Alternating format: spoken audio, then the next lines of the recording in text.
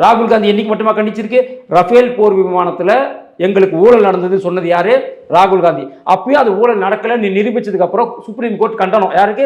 ராகுல் காந்திக்கு தெரிவிச்சது. அதே போல 1,75,000 கோடி மத்திய கணக்குத்துறை தவறு நடந்து விட்டதுன்னு சொல்லிச்சே தவிர ஊழல் நடந்து விட்டதுன்னு சொல்லல. இவர் ஊழல் என்று சொன்னதால அதுவும் சுப்ரீம் கோர்ட்டுக்கு போய் சுப்ரீம் கோர்ட் கண்டனத்துக்குள்ளானார் ராகுல் காந்தி.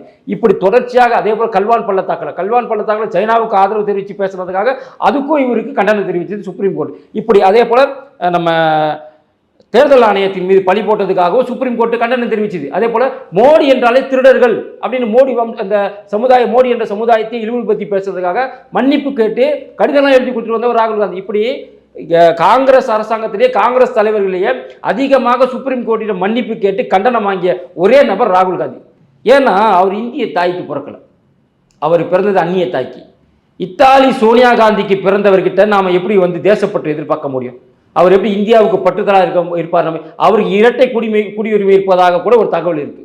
அவர் இந்தியாவிலேயும் குடியுரிமை வச்சிருக்கிறாரு, வெளிநாட்டிலையும் குடியுரிமை வச்சிருக்கிறாருன்னு சொல்லி இரட்டை குடியுரிமை இருப்பதாக தகவல் இருக்கும்போது அவர்கிட்ட நீங்க எப்படி இந்தியா மீது நீங்கள் பற்றுதலாக இரு நம்ம சொல்ல முடியும்? அவருக்கு பற்றுதல் என்பது இந்தியா மீது கிடையாது, பாகிஸ்தான் மீது அதிக பற்றுதல் கொண்டதன் காரணமாகத்தான் இன்னைக்கு பாகிஸ்தான் ஊடகங்கள் எல்லாமே ராகுல் காந்தி வாழ்க, ராகுல் காந்தி வாழ்க, இந்திய ஊடகங்கள் எல்லாமே மோடி வாழ்கன்னு சொல்றாங்க. அப்ப என்ன அர்த்தம்?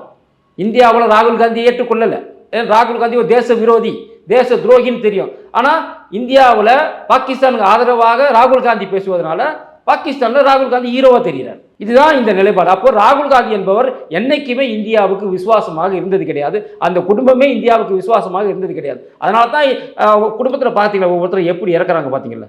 அப்போ இந்தியாவுக்கு செய்யும் துரோகத்தின் விளைவு அந்த கர்மா தான் இவங்களுக்கான தண்டனையை பெற்றுக் கொடுக்கிறது.